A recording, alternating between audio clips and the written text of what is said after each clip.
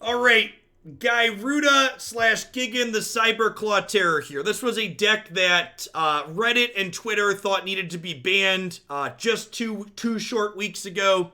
And then it quickly kind of flamed out when people realized that Grafdigger's Cage was a card they could play, that there were other go big things in the format. The basic idea is we've got Gigan over here as our companion, and we've got some acceleration here in our deck. And when we get to Gigan, we get to flip over cards off the top of our deck and find Spark Doubles or Thassas to blink Gigan or more Gigans in order to keep flipping through our deck and putting a bunch of big monsters into play. And you can, as early as turn 5 with an acceleration, put a 6/6, multiple other 6/6s, and like an ape into play to beat people down. So, big fat monster flooped into play consistently because we get to access it from the companion. This archetype fell straight off the face of the earth because Grafdigger's Cage started seeing some play.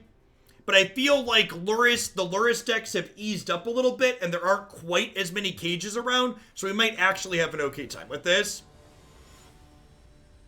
Unless they're an exceptionally large donation, most decks have been sitting in the queue for a week and a half, 2 weeks or so. So this one was submitted on the 19th, so about 2 weeks.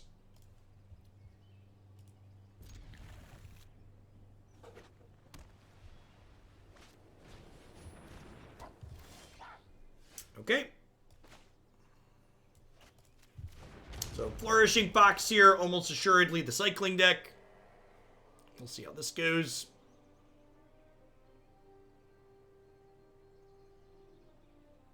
Fox at 1K. I mean, they're on the play too. There's a good chance they take their tricycle and just ride us over.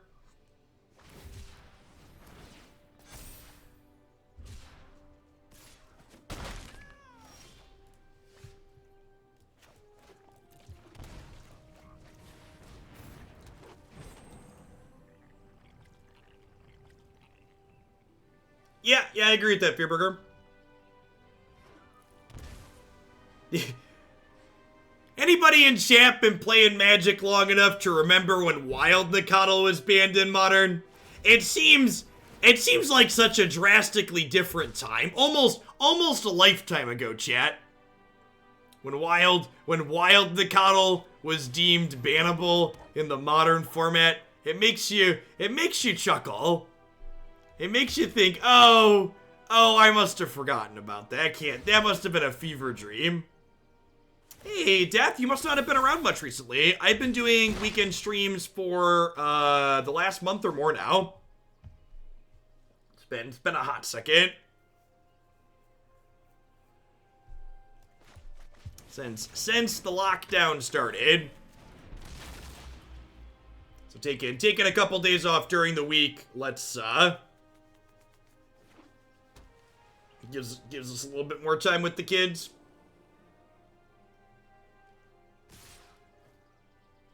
We're just super dead, right? Thanks for the 16 months, Death Apparatus. Welcome back.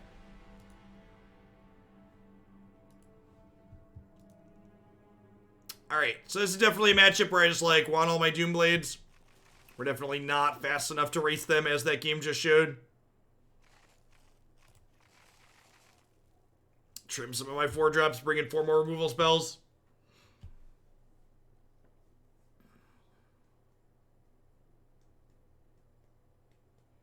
Yes, Moth works, Broodmoth works with the legendary rule, is correct. That's the idea behind Moth being in the deck.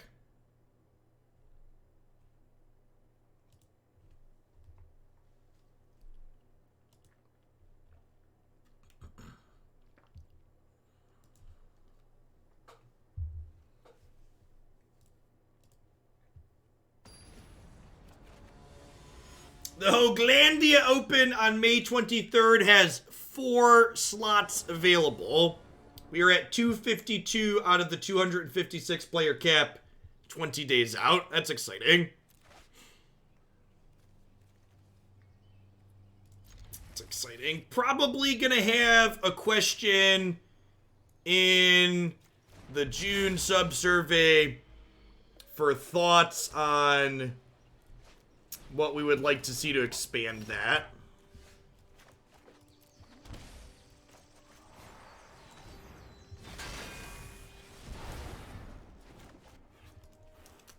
I'm gonna be honest, I wasn't expecting to cap the historic event. I was I was expecting to cap the standard one because hype's always high at set releases. But it's sweet, I'm excited. There's a lot of great things we could do with the tournament series overall. Excited for what the future holds, chat.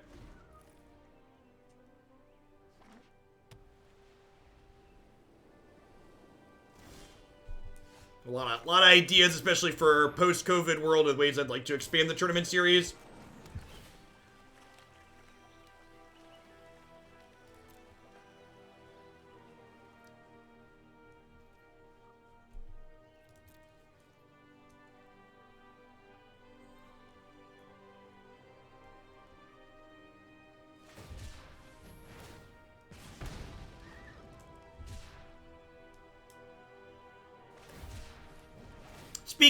Speaking of memeing your way out spectacularly, this is something we added after the fact, so I want to make sure we mention it.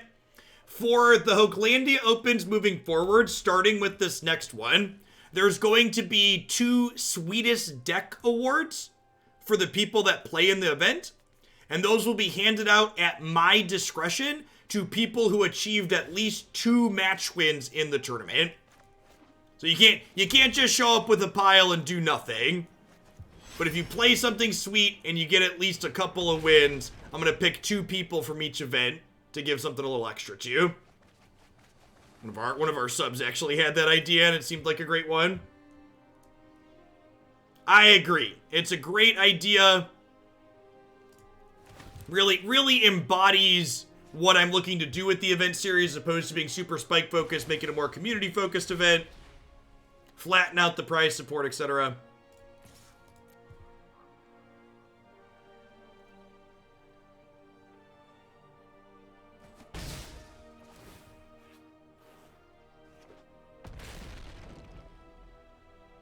What is my take on the Biden sexual assault allegations? My take is the same regardless of if it's Joe Biden, Donald Trump, or anybody else. You should believe survivors. Anybody that gives you a take other than that is a political tool that's trying to use the Me Too movement for political gain and navigation.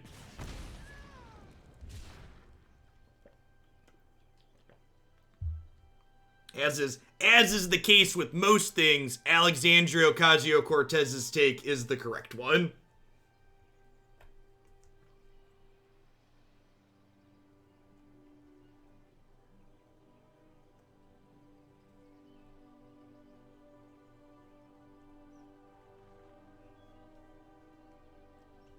It's actually bad if they have flair. I mean, like, you know, is what it is. This matchup's real bad for us, chat. Real bad. You refuse to vote for anyone who has sexual assault allegations. Well, you can pound sand.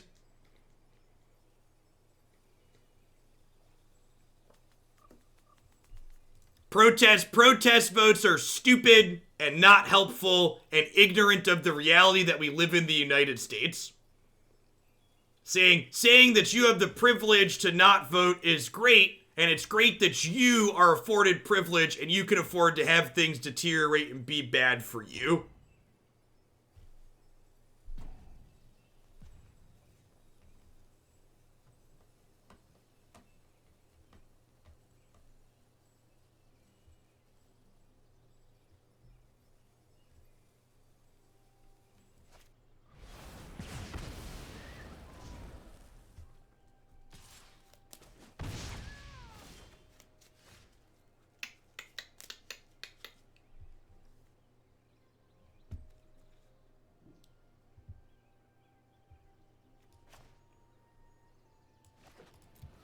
It means you can leave. Pound sand means you can leave. You could walk away. Not voting is the same as casting a ballot for whoever wins the election. So when you abstain from voting, you are giving your vote to whoever the winner of the election was. That's just how the reality of the two-party system in the United States works. When you vote for a third party that has no chance, you are giving your vote to whoever wins the election. Does that reality suck? Yep, the Electoral College sucks. But is that also the reality that we live in? Yep. You can both acknowledge that reality sucks while also understanding how you have to work within the system that you've been given. You need to understand that the President of the United States is not the only position that matters in the United States. And while it seems like Joe Biden's a pretty terrible person on the level based on the allegations that are against him, he's also a terrible person that's gonna sign the bills or reject the bills that go through. And Trump's gonna reject anything. If progressives win in the House and the Senate and pass progressive laws, a Trump or Republican presidency will not sign those laws, will not sign those bills. That's just the reality of it. And that doesn't even begin to mention the damage that 4 more years of a Trump presidency will do to the Supreme Court. The Supreme Court will likely never recover in my lifetime in terms of passing and protecting progressive policies if there's another 4 years of Trump. Ruth Bader Ginsburg, she's probably not long for this world. She's very old.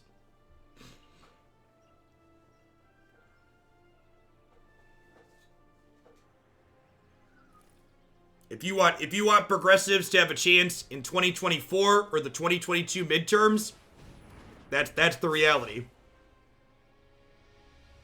And you know what? I'm sure people that are telling me that, like, you know, they could just not vote and they're gonna have a protest vote and not vote or whatever. Like, you're right. I'm sure there's a lot of people out there. Like, I'm well off. I'm straight. I'm white. I'm male. I'm thoroughly middle class.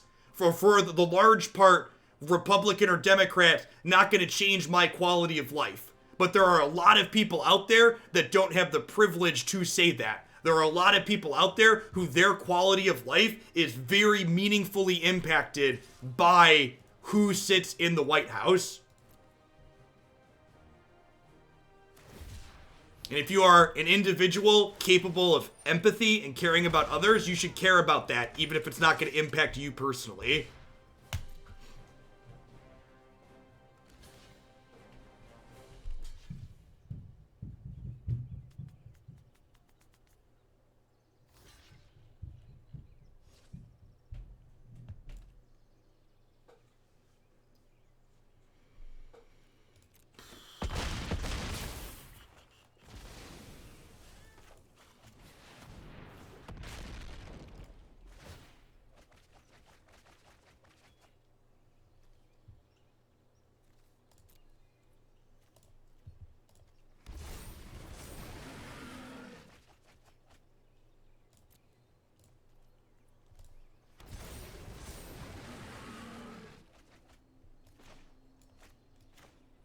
When are you running for office? Hopefully never. I'm pretty close to unelectable.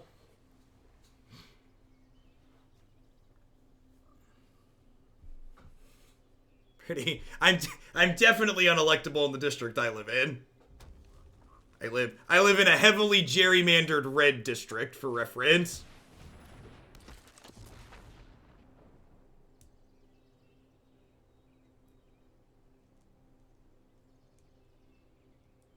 I mean, as far as, like, Miss So Hard goes, we found 2 spark doubles.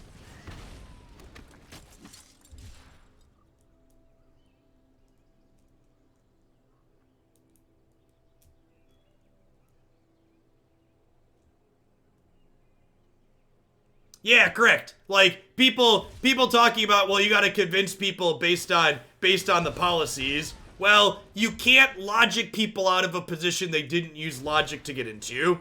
While it's definitely true that Biden's policies are not nearly as progressive as Bernie Sanders, he's still running on one of the most progressive platforms in the history of presidents in the United States. And will he push as far as something like Medicare for all? No. But expanding the Affordable Care Act will make healthcare more accessible to a lot of people, even if it won't do it for everyone.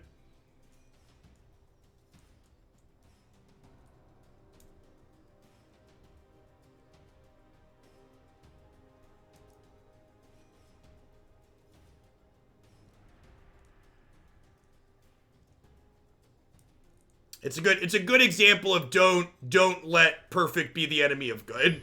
The other thing is that, like, if one of the things progressives like to push is there was a soundbite that, taken out of context, made it sound like Biden said he would reject Medicare for all that was passed. And I would encourage you to not be a brain dead person on the internet and actually go listen to the full interview that Biden gave that soundbite comes from. And that's not what he said.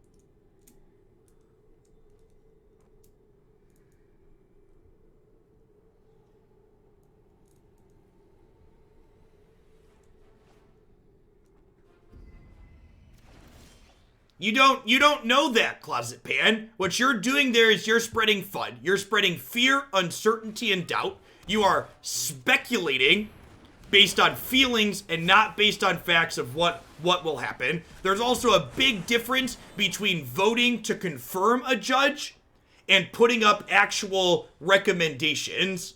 Those are different. A lot of times the things that people vote on, especially with neoliberals like Joe, they're wheeling and dealing, and their vote is a tool to get other things done. Because again, you can understand that that's crappy and that sucks that happens, but still acknowledge that that's the reality in which you are living. The whole Biden-Bernie thing really made me realize that, like, there are as many progressives that are just as disconnected and devoid of reality as there are Trumpers. You want to just vote with your feels and ignore what the actual facts say. And that's what got us into this mess in the first place.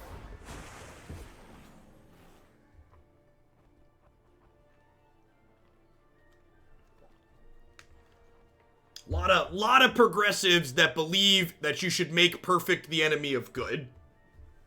Which that's just life. Life is messy. Life is not perfect. Life is shades of gray.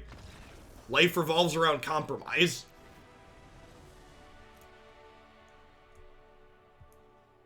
Do you want to compromise with Joe Biden, or do you want to compromise with the GOP? Take your pick. Dealer's choice. And if you think those two things are comparable, you're ignorant of the number of social norms that Donald Trump has broken since coming to office. The number of rules he's just thrown out the window.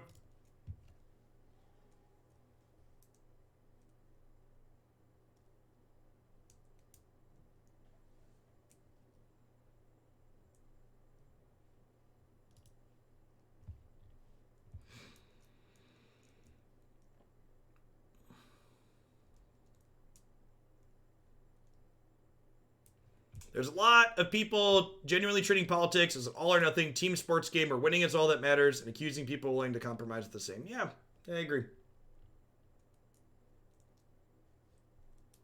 If anybody is new to the channel and you want to know what my background and biases is, at one point we had a Bernie Sanders banner up on this stream. I voted for Bernie in the primary. I gave Bernie a little over $200 in campaign contributions this cycle. I really wanted Bernie to be the nominee. But I also am an adult with a brain in my head who can think rationally, that understands what reality looks like in the world that I'm currently living.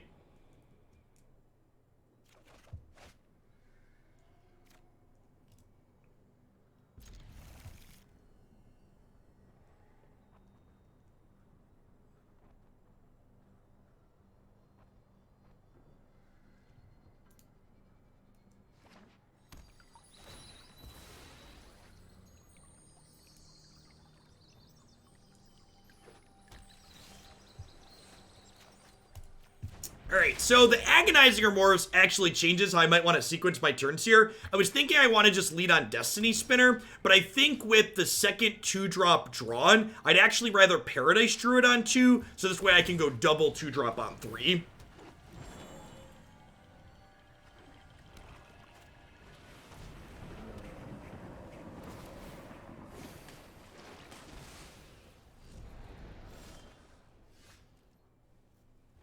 I have no idea, Lamacopter. I really prefer in general not to speculate on things like that.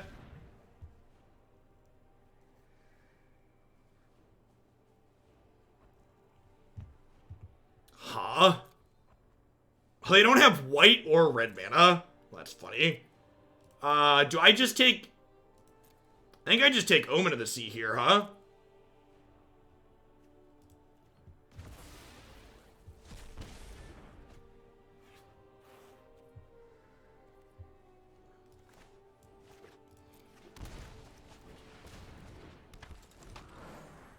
You're right. They don't compromise, Fart. That's why you need to get majorities that happen. And like once we inch back towards center, we can start inching further left. The reality is that people voted, and the people that voted for Biden. Bernie lost. That's just the reality.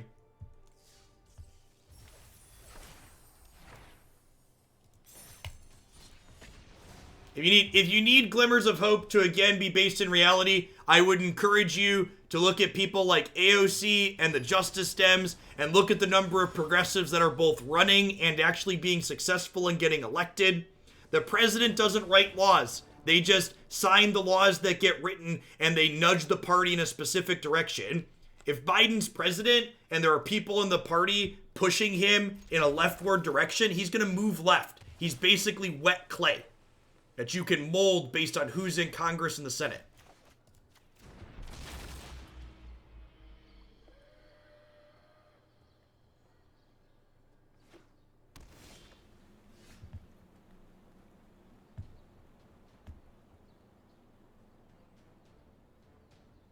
To compromise their morality. So, when you say people are protesting by not voting because they don't want to compromise their morality, those people are ignorant of reality. Because your vote, the way the two-party system works is, if a no voting or voting for a third party was actually something that had an impact, that would be one thing. But it doesn't. That's just not how the system works.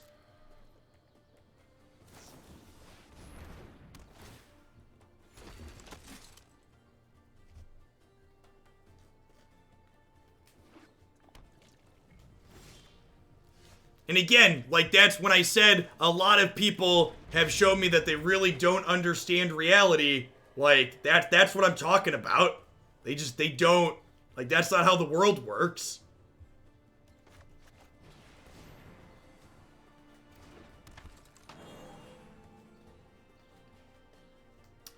Disconnect your Twitch on Melee and reconnect it, Pump Fist.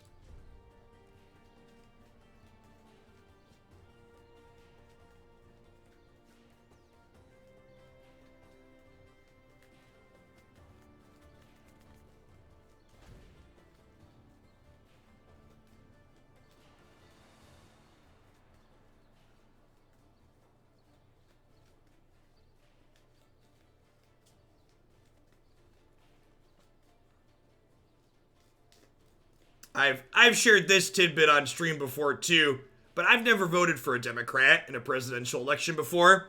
I've only voted in one presidential election. It was the 2016 election, and I voted for the idiot named Gary Johnson because I didn't think it mattered, and I thought they were all the same because I was raised in a conservative household, and I heard they're all the same, and it doesn't matter constantly.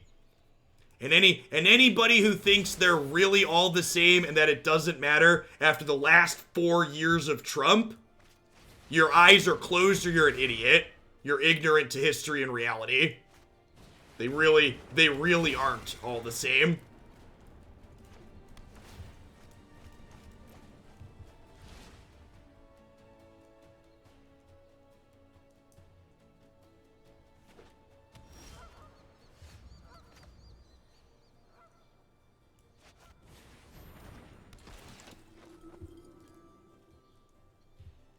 Alright, so we'll put Triome on top. We'll draw Triome next turn. And then 2 turns from now, we'll be able to play Gigan.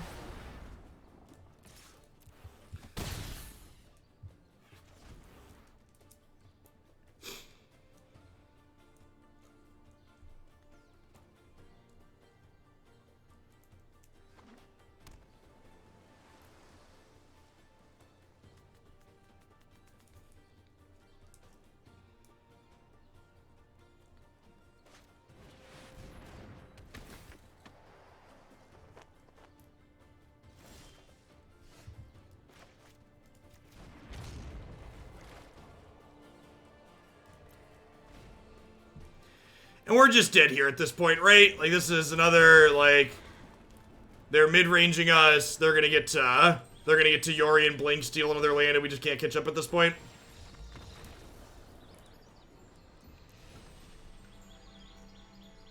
Contact MTG Melee, support Pump Fist. That's everybody else that's had that issue, connects and reconnects it, and then it works for them.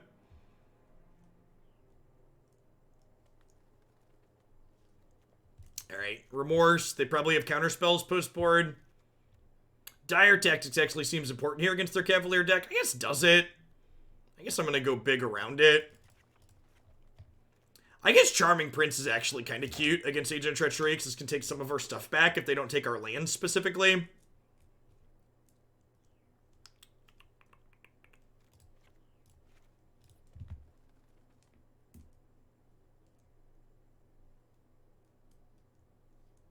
We don't know who his BP yet is either. That would be great. I would really like to know who that is.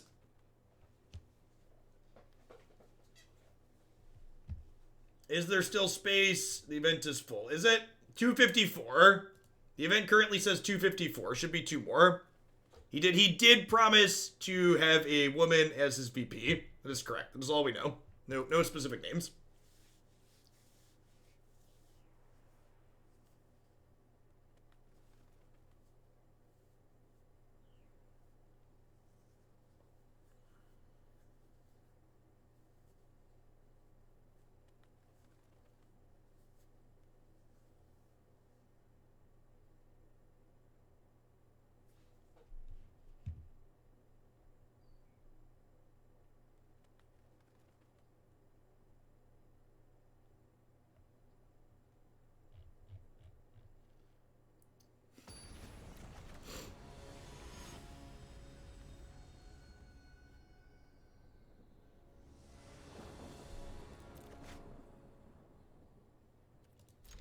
Alright, that's a green land. You'll love to see it. Had some land drops here. We got the Naturalist on too.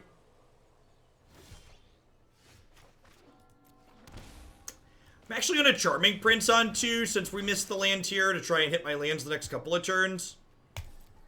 Should have just believed, chat. Should have just believed.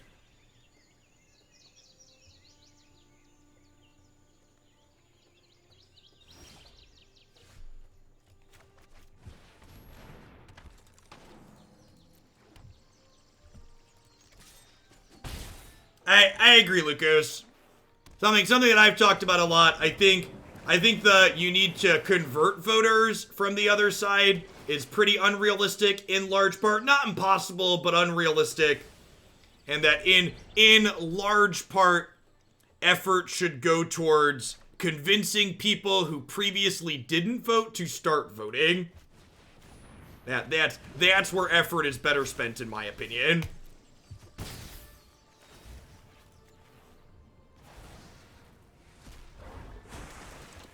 He needed Obama 08 turnout. How is he going to achieve that? Well, again, based in reality, part of the reason why Biden won the nom is because he had better than 08 turnout in some states. Voter turnout for Biden in the primary was very, very good.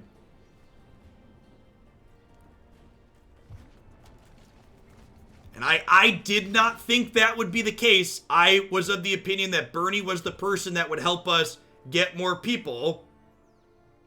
Yes, Biden had around 08 turnouts in states he didn't actively campaign in. So again, I voted for Bernie, but I can also acknowledge what reality is. And that's reality. Go look at the numbers. It didn't match what I thought would be reality either. But when push came to shove, and you look at that,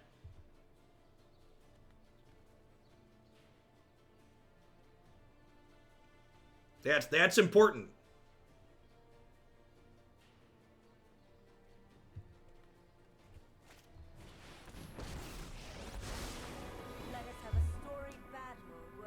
It's okay to be like, you know, this is what I thought would happen, this is what I wanted to happen.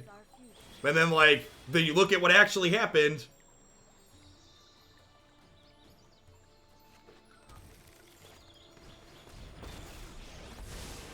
Sounds good, Kaiser Ooze. We'll get that bumped up after I'm done today. They're bouncing my mana dork. It's a clutch play. Alright, so I think I diddle Cavalier Thorns here.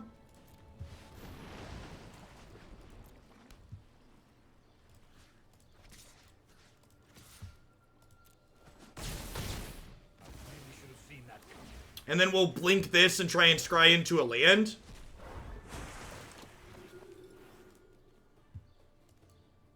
Oh, sweet. Then we get to leave this here to hit with Gyruda. That's sick. You love to see it, chat.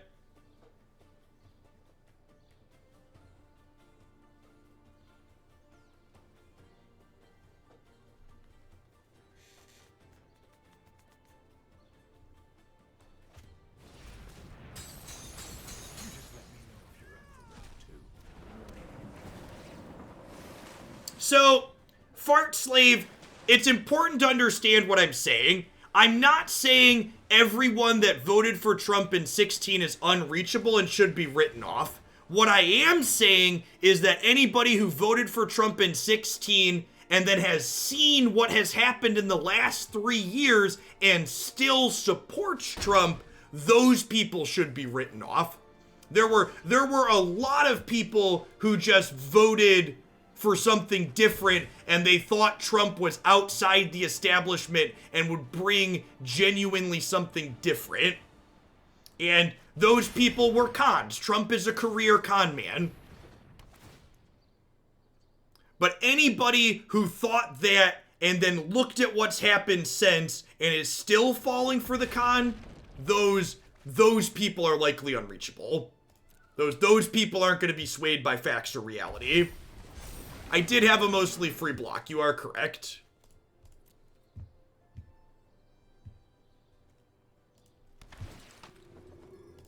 Yeah, and there's also an effort trade-off, right? Like, how much effort does it take to convince someone to change their vote versus how much effort does it take to convince 2 new people to show up and vote?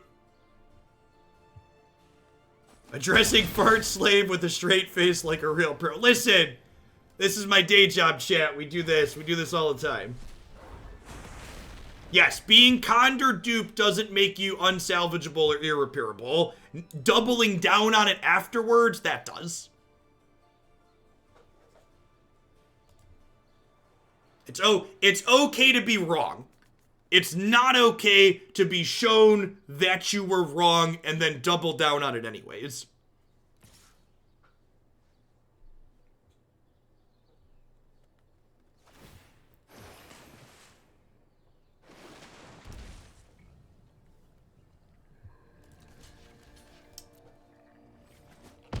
So, I'm not blocking with Gyruda here because if they sweep the board, I want to be able to get it back. And I'm just going to go ahead and blink it with this.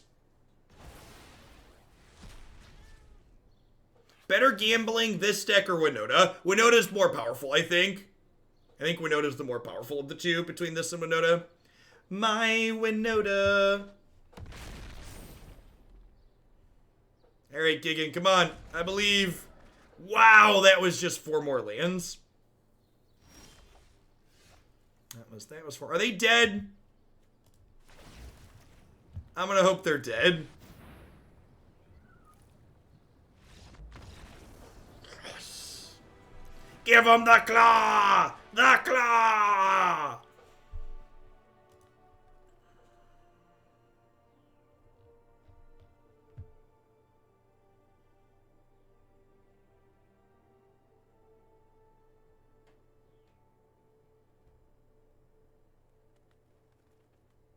Correct. Yeah, agree, Lucas. Those things are very comparable. You could change hearts and minds, but is it really worth the emotional taxing that you're going to go through to do it?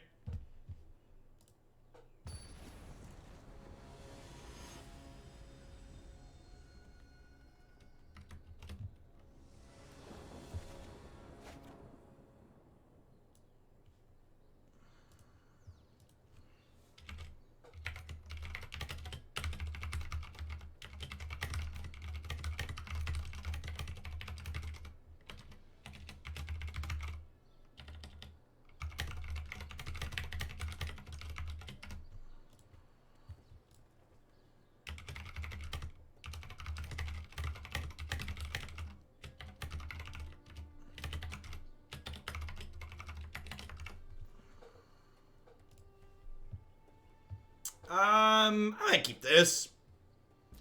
It's got the discard spell.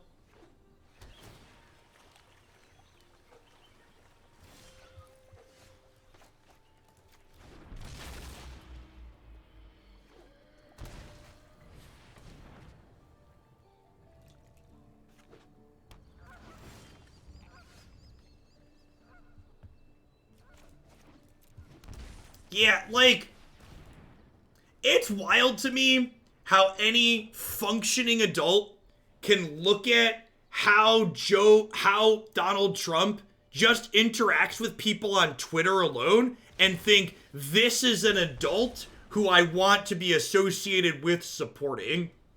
Like, at best, the man is like a super petty bully, right?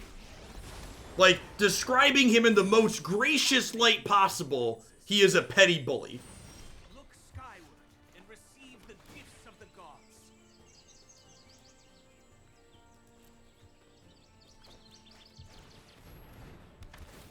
Like, when people, I've seen a couple of threads that are like, is Trump actually as bad as people say he is? It's like, just go read his own words. Go see what words come out of his own mouth. And it's kind of just disgusting. The things he says.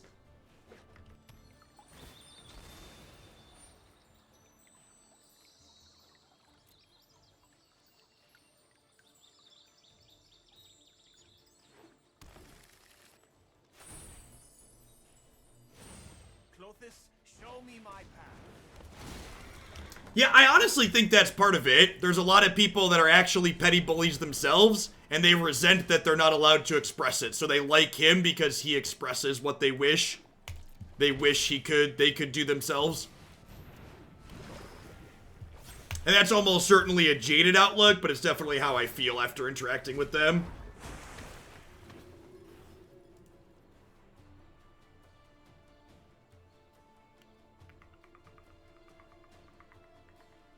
I'm just bottoming this.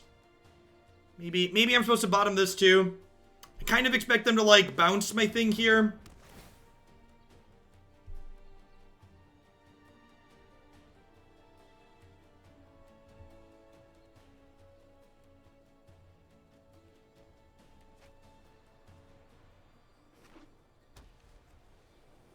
It now says 256. We have hit the cap, Pump Fist.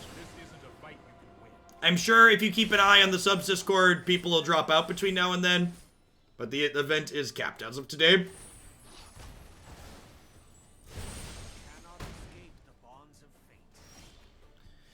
Okay, so what's the hope here? We play this, and then we hope Gigan resolves and makes a big board next turn. It's like fingers crossed Gigan resolves.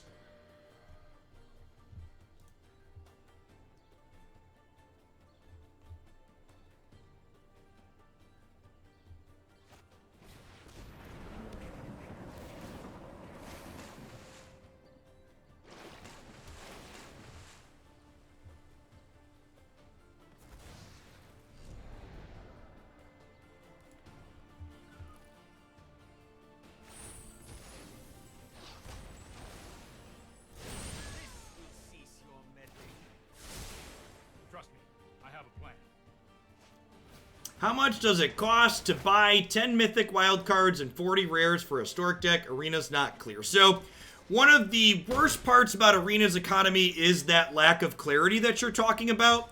I can give you an upper ceiling on what it costs to buy things, but I can't give you an exact price. And often the upper ceiling is going to be a lot more than an actual what it actually costs.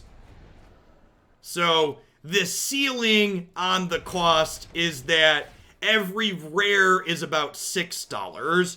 However, you're also going to be opening some of the rares that you want in the packs that you get, and you open some wild cards in those packs as well.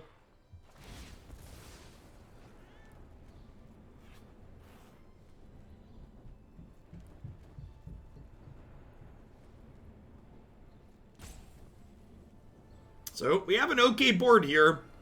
We're at a low life total though. What are they putting on top? They're getting a Tamiyo, which gets them back anything else. Notably, no Conqueror's Death yet for them, so that's nice.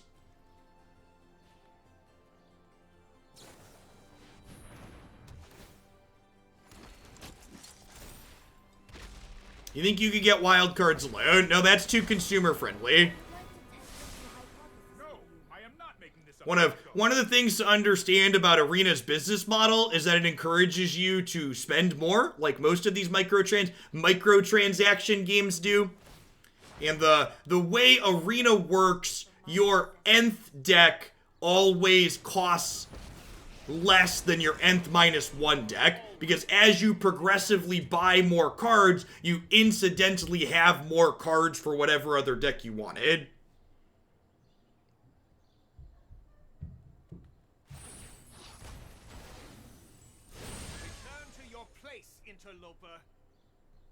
No, you cannot just buy singles on Magic Arena like you can on Magic Online, no.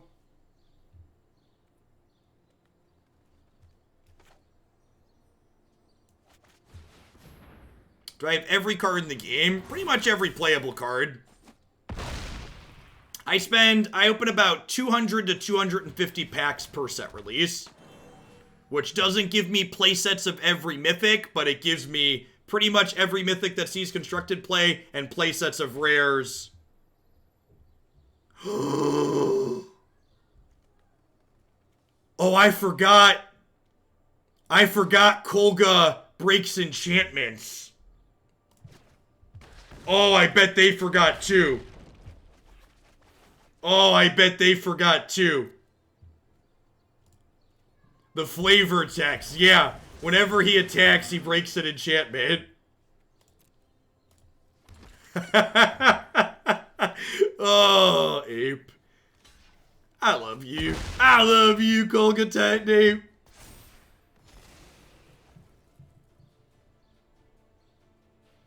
Did you have Angrass Marauders 4X before you made Historic Window? I don't think so. I don't remember, though. I am blessed by Nyx.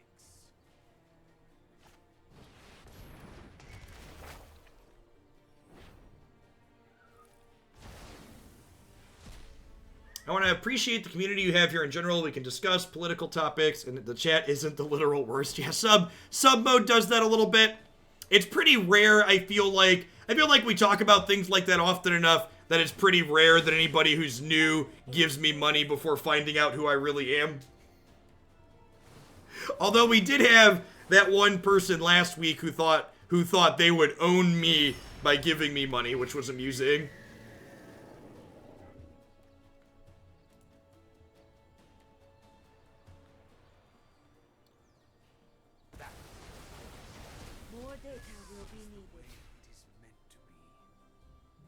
Okay, so Conqueror's Death's gonna come back in here. I wonder if we'll see them exile my Gyruda.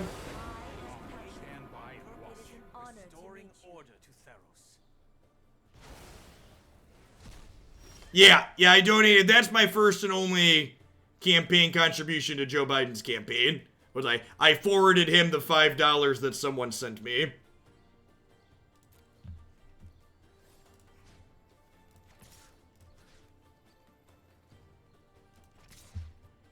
Alright, so the Titan Apes are gonna attack, and we're gonna break their toys.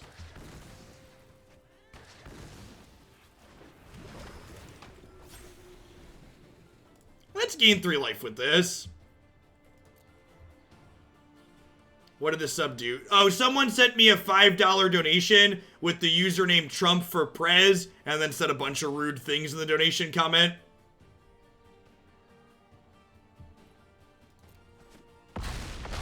Because apparently they felt the best way to spite me was to send me money. Listen, Trump voters aren't particularly bright, chat. We've been over that. The best way to really own me was to send me $5.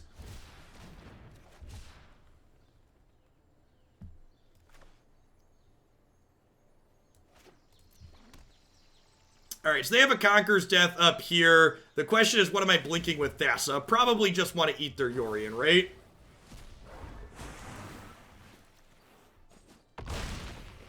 Own the libs by giving me money, correct.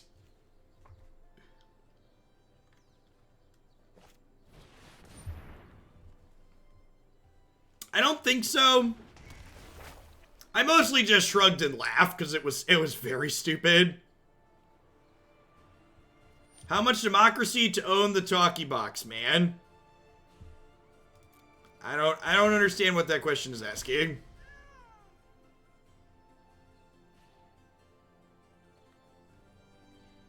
I don't know. Maybe they hadn't actually watched much of the stream and they thought I was one of those streamers who's silly enough to have donation text read automatically by a computer voice. Because there's definitely people that do that.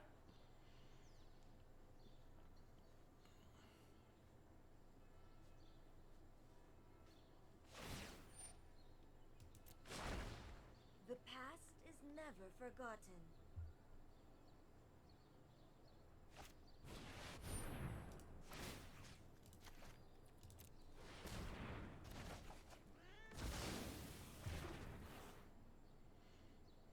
So they can Calyx, strap this to this. Cannot escape the bonds of fate.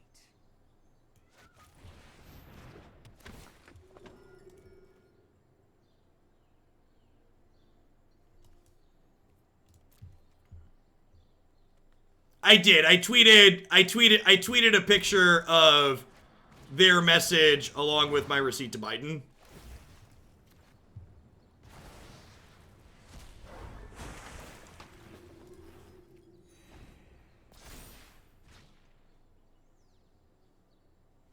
So remember, this ape was a spark double, so we'll get a spark double back next turn when that one goes away.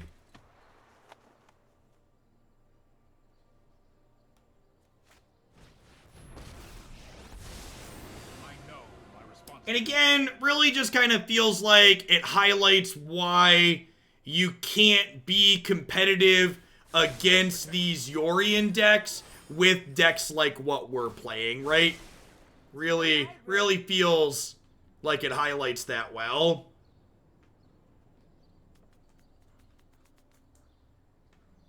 Although maybe because they turned their Thassa into a creature, we might have a shot here. The stars will light our way.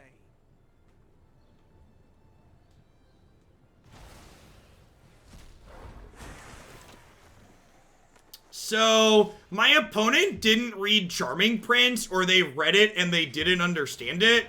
So, Charming Prince blinks cards I own, so I actually get to blink Thassa here. And then I get to do this. And I get to go ahead and blink this.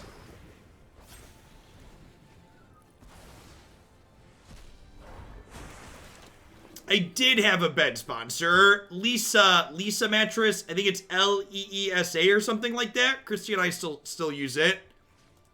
The brand is good. Foam mattresses in general are life-changing. If you don't have a foam mattress, I would highly recommend.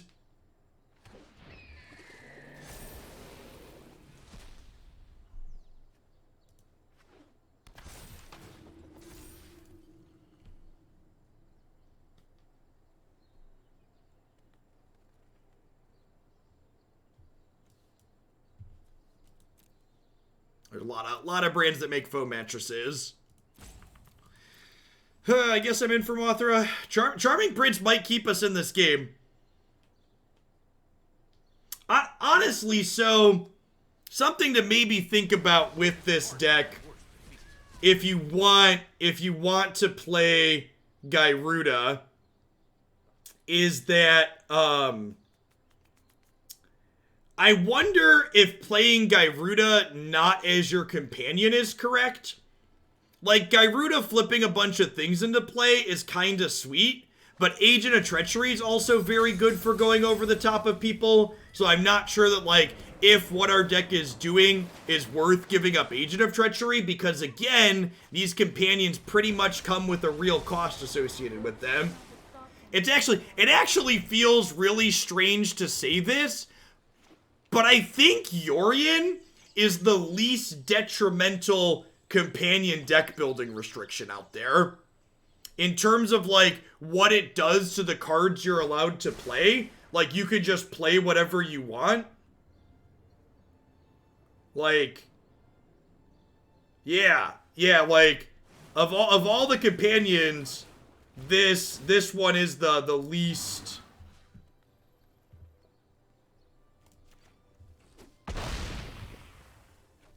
Has the least downside, it feels like.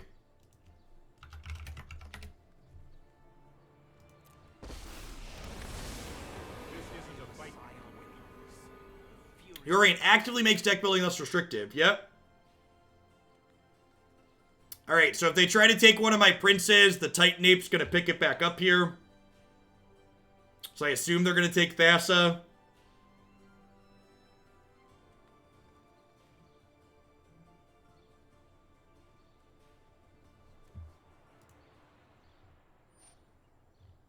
They're just taking a land. Harsh but fair.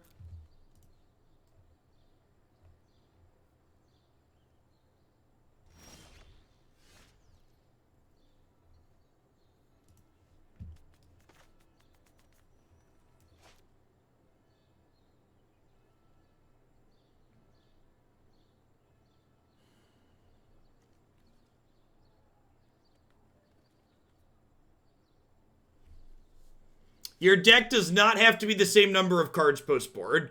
Post-board, your main deck has to be more than 60 or more, and your sideboard has to be 15 or less. Like, we took a bunch of game actions here, but I don't really feel like I have any shot at actually recovering. Like, I can kill this, but, like, their graveyard's full of stuff. I guess there's only 20 cards in their deck. Can I deck them? Is decking them a real option?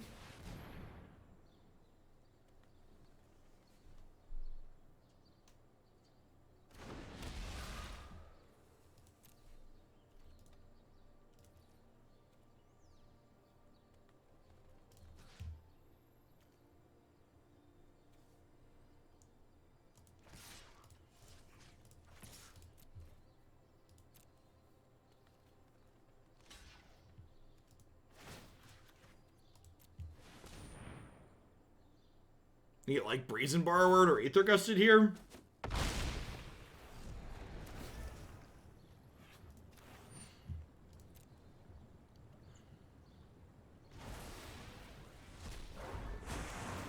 It is, Mar. What Yorion does is just so incredibly powerful that it's worth giving that up.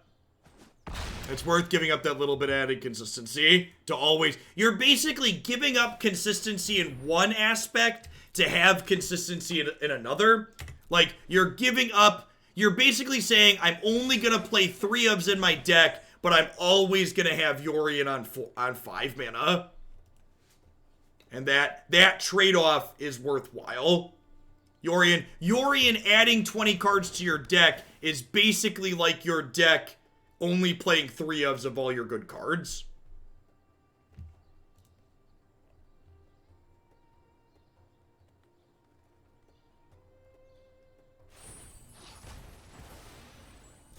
My light banishes you from this world. Okay, so they're gonna do that, and then they're gonna sweep.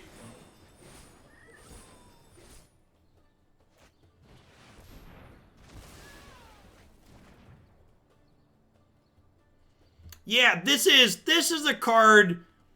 This is one of those cards where post-rotation, I think this card's going to be a real player. I think this card's going to be incredibly powerful when there's no longer Tefrees and Brazen Borrowers.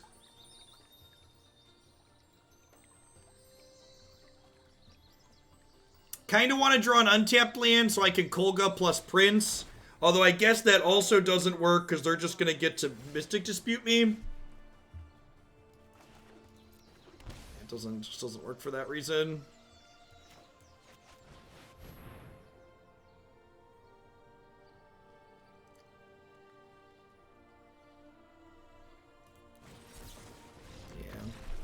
Yeah. Yep.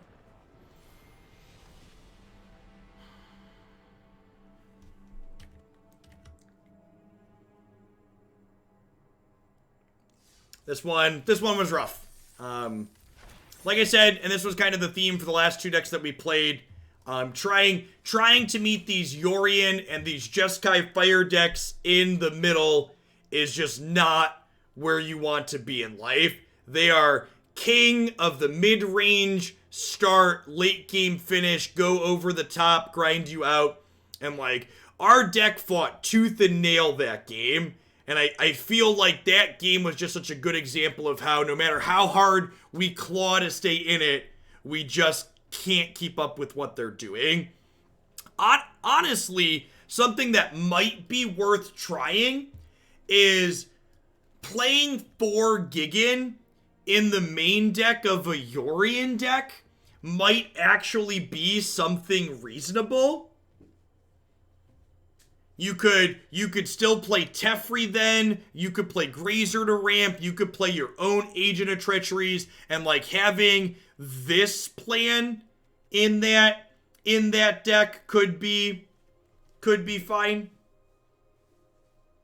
This is a pretty go big plan.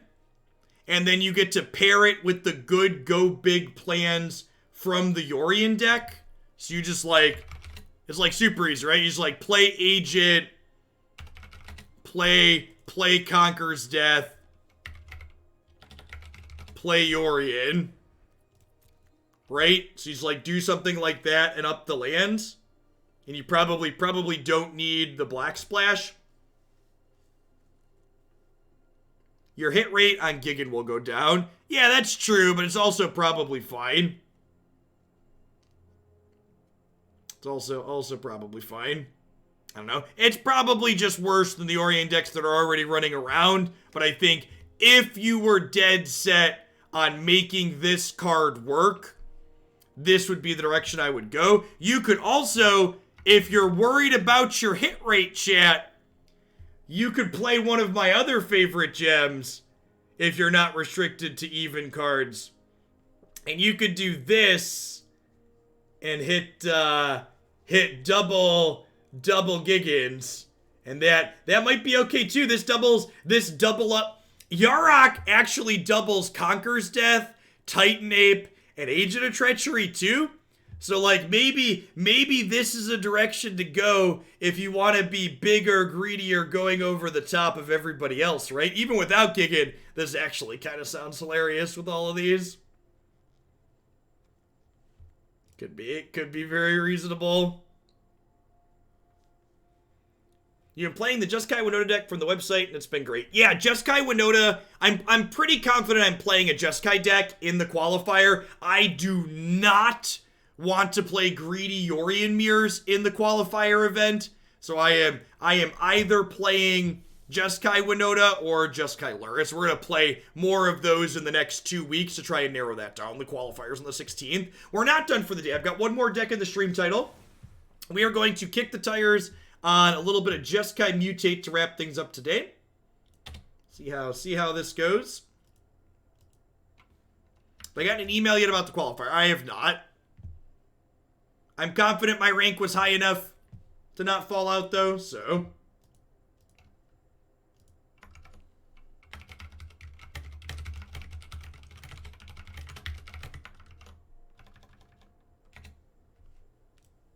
Hey, Pure Punker, let's get you a sword to go with that shield. Still have never actually played Magic. That's wild. How'd you end up on the channel? Were you here from one of the smaller non-Magic games I streamed on occasion? A front page stint? I'm curious how you fumbled into my content.